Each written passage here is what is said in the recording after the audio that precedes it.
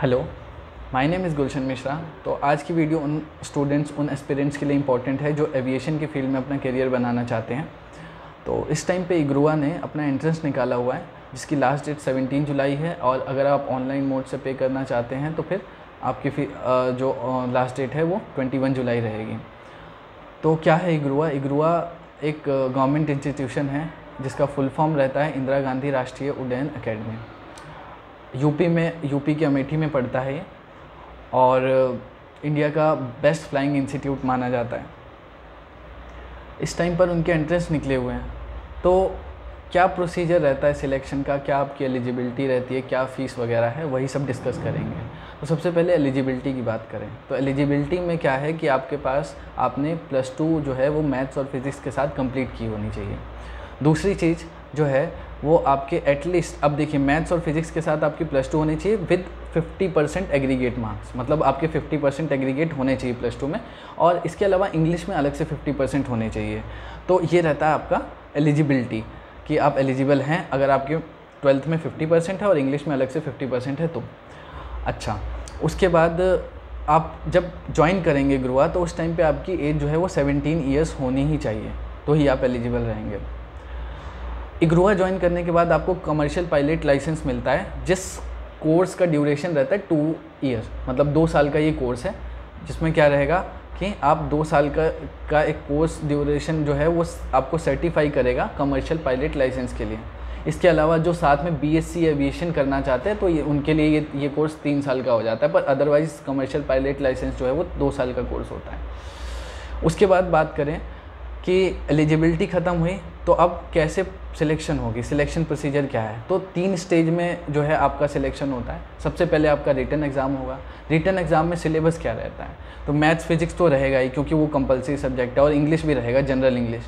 इसके अलावा आपका क्वांटिटेटिव एप्टीट्यूड रहता है और रीजनिंग। तो ये 5 सब्जेक्ट के एग्ज़ाम होंगे, और क्वालिफाई डिपेंड करता है कितने कैंडिडेट आते हैं एंट्रेंस में, और फिर उस हिसाब से 120 सेलेक्ट करना होता है। तो 120 में क्या होता है कि 48 जनरल के लिए रहती है सीट रिज़र्व, टोटल सीट ही 120 रहती है, तो उसमें 48 जनरल के लिए रहती है, और एससी के लिए आपके पास रहता है 12 सीट, एसटी के लिए रहता है 10 सीट, और उसके अलावा ओबीसी के लिए रहता है 32 सीट। तो ये सिनेरियो रहता है, पर जनरल के लिए 48 सीट्स हैं।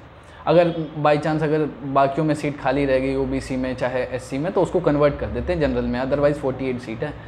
तो ये रहता है सिनेरियो। अब अगर क्या है कि आपका पहला जो एग्ज़ाम होगा सिलेक्शन प्रोसीजर में, और रिटन एग्ज़ाम होगा। आप क्वालिफाई कर लेते हैं, बहुत अच्छी बात है। तो क्वालिफाई करने के बाद आपका जो है मेडिकल करवाया जाएगा।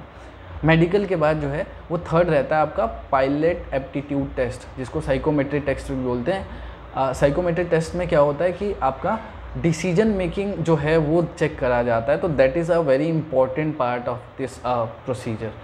तो ये चीज़ रहती है। अब अगर अपन फ़ीस की बात करें तो फ़ीस भैया रहती है 45 लाख रुपीज़, और क्वार्टरली मतलब 1 ईयर में आपको 4 इंस्टॉलमेंट में पे करनी पड़ेगी। तो 1 साल में ही ये सारा अमाउंट पे करना पड़ता है।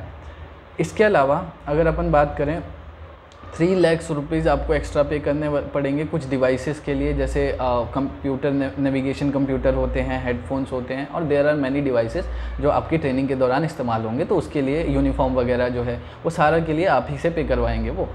उसके अलावा अगर आप अगर आप हॉस्टल वगैरह में रहना चाहते हैं तो 12,000 रुपीज़ पर मंथ आपके लगेंगे। मतलब लड़के और लड़की अलग अलग हॉस्टल में रहेंगे, सेम में नहीं रहते इसमें, पर यह है कि आपको 12,000 पर मंथ देना पड़ेगा। मतलब 12,000 में अच्छा खासा मिल जाता है, पर जैसा भी आपको देंगे वो 12,000 में जो है वो आपकी अलग से रहेगी, फ़ीस के अलावा है ये। तो ये रहता है आपका फ़ीस का सिनेरियो।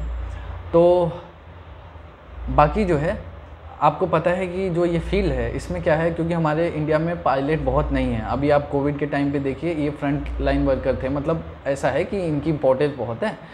हमारे इंडिया में जो है पायलट की कमी है, और जैसे डॉक्टर की कमी है, सिमिलरली पायलट की भी बहुत ज़्यादा कमी है।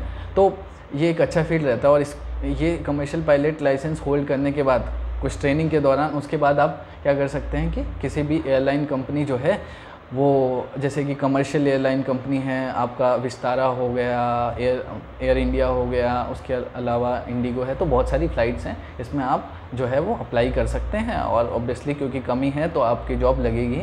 सो इट इज़ मतलब आप कह सकते हैं कि ये कोर्स आपको एक सिक्योरिटी प्रोवाइड करता है।